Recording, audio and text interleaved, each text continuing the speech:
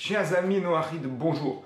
Dans la paracha Vaera, nous allons parler de la sortie d'Égypte. Dans la paracha Bo également, je voudrais mettre le point sur deux choses. La première, c'est une habitude qu'il y a dans le Seder de Pessah, qui concerne donc le peuple juif, qui est de tremper la matzah, le pain azim, dans la rarosette, une sorte de pâte de fruits secs qui représente la boue.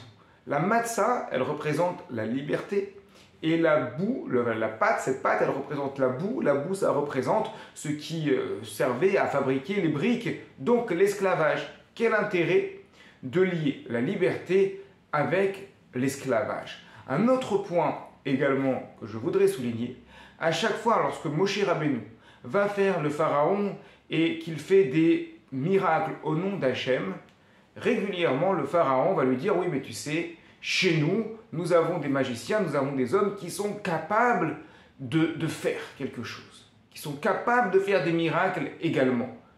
Alors, au bout d'un moment, on voit que les magiciens de pharaon ne suivent plus. Ils n'arrivent plus du tout à suivre. Le premier point, la liberté, par rapport à l'esclavage et les deux mêlés. Cela nous indique que dans la conception juive, mais qui est une conception pouvant être extrapolée également au monde entier, le principe de liberté pure est totalement illusoire. La liberté doit toujours s'associer avec une certaine forme de servitude, dans le sens qu'à partir du moment où nous avons un corps, à partir du moment où nous avons des familles, à partir du moment où nous devons les nourrir, il y a forcément dans la vie de tous les jours une certaine servitude. Nous avons besoin de nous lever le matin pour aller travailler, pour amener de l'argent à la maison. On ne peut pas faire exactement ce qu'on veut. Et donc, étant donné, ne l'oublions pas, qu'avec le peuple Israël qui va sortir d'Égypte, il y aurait également beaucoup d'Égyptiens sur place, et même des esclaves d'autres nations qui vont accompagner le peuple juif, ce qu'on appellera plus tard le Erev Rav. Il faut également enraciner cette idée pour tous. Attention, vous allez être libérés avec les Hébreux, mais ne croyez pas que la liberté du peuple juif est une liberté totale dans laquelle on va s'éclater. Plus que tout, c'est une liberté avec conscience qu'il y a toujours une partie dans la vie humaine de servitude, d'asservissement qui est nécessaire. Et le deuxième point qui est important, sur lequel la conscience concerne le peuple, le monde entier, c'est que tout vient d'Akadosh Baruch Hu. Tout vient d'Hachem. Aujourd'hui, nous sommes dans une société dans laquelle on pose des questions sur l'intelligence artificielle, jusqu'où va pouvoir aller l'intelligence artificielle.